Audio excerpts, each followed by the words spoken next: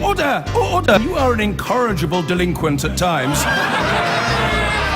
Behave yourself, man!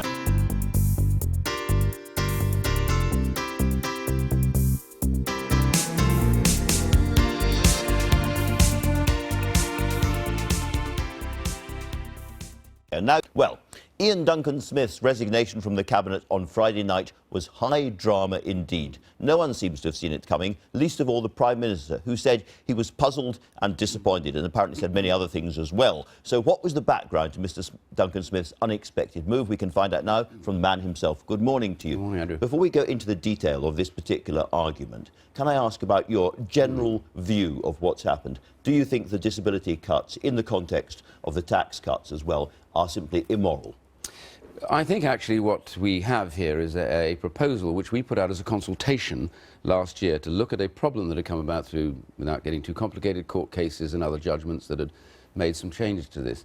That consultation was, I always felt, to be part of a much wider programme that we look at and consult further on bigger changes that bring into line the present disability benefit PIP and other things like social care and healthcare, which are all fractured. I wanted to look at it as a wider change that got the money that was necessary and the support, practical support, to those most in need. And that was the key. It was out being talked about, being consulted on, and what happened next? Well, my concern was that what happened directly after the Christmas period was that pressure began to grow because this pressure was about the budget and that the problem over the revised figures for the budget. And what worried and concerned me was we then came under pressure to put the consultation and respond to it before the budget. And I'd always hoped we would do this after the budget so as not to get caught up with the budget, but be able to make the point this should be part of a process of looking at how better we can aid those most in need.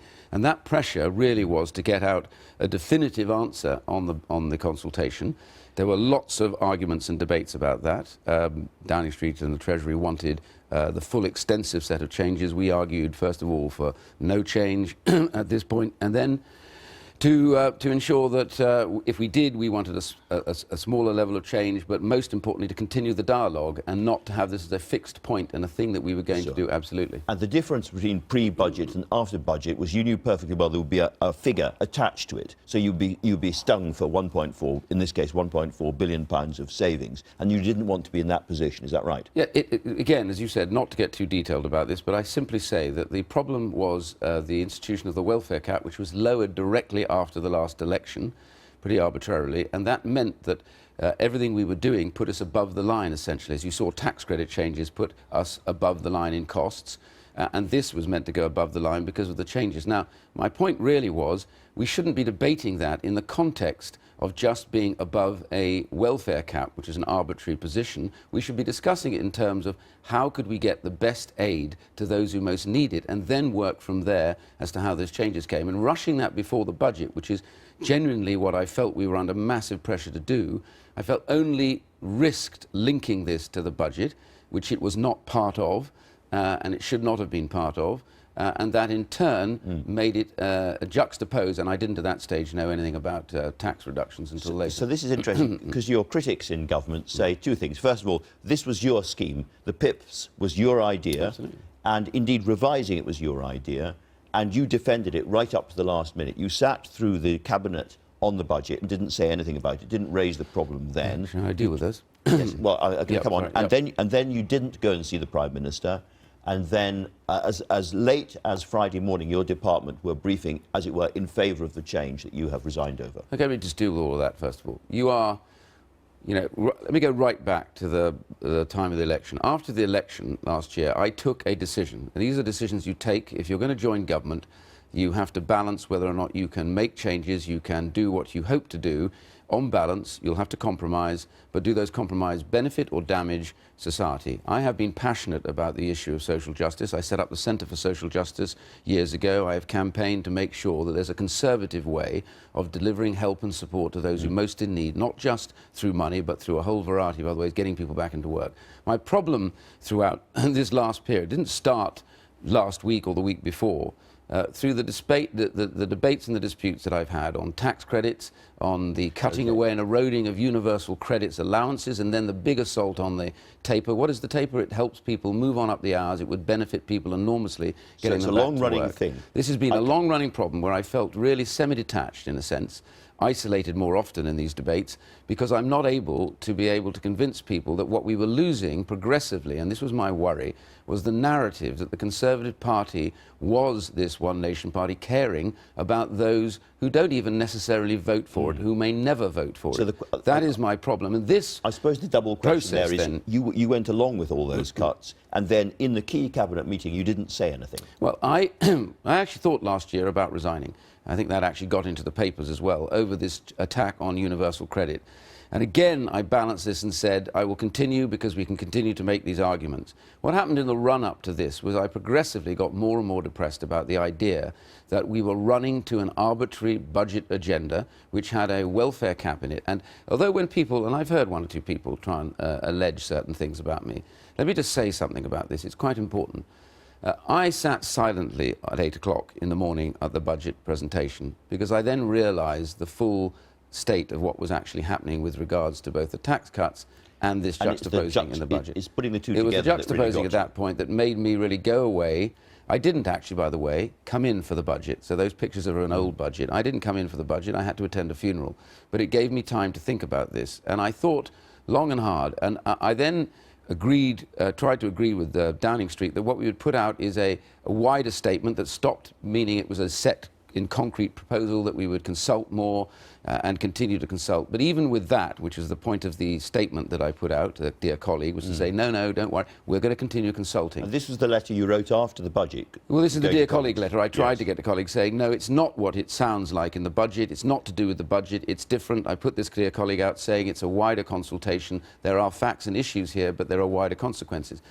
What I realised as I ran through Thursday and Friday was that it was no way that what I'd hoped for was I'd be able to stop this process and get this wide debate. And I felt that I was losing that. And by Friday, this is really important for me, by Friday, I really decided that it was just impossible. And this idea somehow, by the way, that's put about, that why do that when government policy is changing? I was just about to ask you that very thing. Well, can I just say, in answer to that, first of all, it is a very peculiar way to try and set policy against a media agenda where you start Friday morning absolutely apparently saying to everybody you must go out and defend it, and then by Friday evening you're drifting away from it, and then later on Friday evening somehow you say we've kicked it into the long grass. The money required from the Department for Work and Pension still sits in the Red Book. It will be a requirement that will bear down on working age benefits, and that is the problem that I have. And in my letter I was clear about this, and which is the reason why I resigned. Collectively, over that period, I had come to believe that we had begun to lose our sense that if we really want to do this so that all people bear this and those who can't bear the least of the burden, then we are beginning to lose that message. And that was my concern. It wasn't about Friday night or Wednesday. It was a collective sense that from the last election, we had begun to abandon that position, and I felt that would narrow us, and the party that I love dearly and serve, and the country that I love, would not benefit from that. I want us to be in government, but to govern for all the people, all of the time. Now, in very, very sort of clear, simple terms, that's why I asked you at the beginning, do you think this is an unfair or immoral situation? Because you're cutting taxes for the better off at the same time as you're cutting benefits for disabled people. Do you think that's unfair? Juxtapose as it is, as it came through in the budget, that is deeply unfair and was perceived to be unfair. And that unfairness is damaging to the government, it's damaging to the party, and it's actually damaging to the public. You know, I am in politics, genuinely. I am passionate, and, you know, whatever people can disagree with me about issues, about my own policies and things, but as just been said earlier on, I am passionate about trying to improve the quality of life for those in difficult circumstances. Now, I want to do that, and I want my party to do that, but I felt that I am losing my ability to influence that, and that was where the culmination of all of this came to by Friday. And I had consulted with everybody and I had talked to them all, and I felt that I was not getting that message across. Iain Duncan Smith, do you understand that among a lot of disabled campaigners and so forth, there will be a certain amount of hollow laughter because they still see you as the man that supported things like the benefits cap, that supported the bedroom tax, that supported lots of things which have caused real hardship to people at the bottom of the heap? And they see you as the bad guy. Okay. They find it hard to see you as the great reformer and champion of disability rights. All I would say is, behind the scenes, we have spent a lot trying to even out and smooth out those proposals and policies. You know, for example, discretionary housing payments massively increased at my request and demand from the Treasury, so that people who had difficult problems, local authorities would be able to give them much more money and support them. You know, we did exempt disability benefits. We actually did not. The whole let them ESA rise. row, for instance. Yeah, but the ESA row was a row to do with that run-in that I'm talking about from the budget period onwards, about this desperate search for savings. And my concern about all of this is that we don't want to lose sight of this. There are reforms that are important and good. To be very clear, were you against what happened on ESA? No, my sense about what the ESA was about was actually saying, look, we want more people to be in the support group, which is where they are protected and supported properly with higher levels of money, and not to be languishing in a demi-section of the benefit, unable, therefore, to either go to work or to be fully supported. And I've argued for a white paper to look at getting rid of this binary system that says you're either too sick to work or you can work. I want people, if they can work, no matter what their condition, to work. And that was the proposed changes I wanted to bring forward, and this year, which is what I was planning to do. Do you think a fairer overall government would have taken some of the benefits away from richer pensioners, might not have done the triple lock in order to avoid these kind of cuts? Andrew, my concern, as I accept the letter, as I said, absolutely, it's all about how we are perceived and how that balance is right. It's not just perceived. No, I say it's important how people perceive that balance to be, and then in application, how that balance of change is made.